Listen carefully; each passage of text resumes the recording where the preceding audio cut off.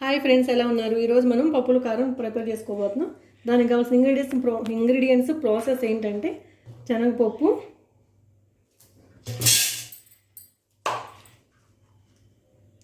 ఎండు కొబ్బరి,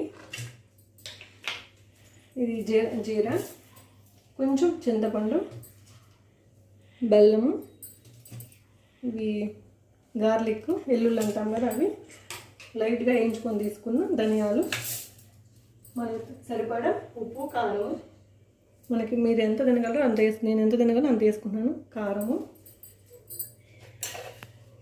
సాల్ట్, ఇవి లైట్గా మిక్సీ వేసుకున్నాము. ఇలా మనం మిక్సీ పట్టుకున్నాక ఇలా ఫైనల్గా 2 గుప్పుల్లో కరివేపాకు తీసుకొని మళ్ళీ పౌడర్ చేసుకున్నాము. మనం శనగపప్పు కారం రెడీ అవుతుంది.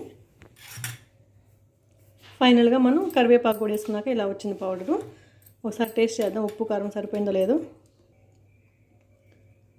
మా పాప టేస్ట్ చేస్తుంది. ఓకేనా? బాగుందా?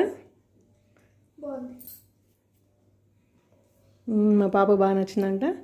Thanks for watching. మీరు కూడా ఇలానే చేసుకుంటారా లేకపోతే ఇంకేమైనా వేస్తారో ఒకసారి చెప్పండి, మేము కూడా ట్రై చేస్తాం అలా. ఓకేనా? బాయ్.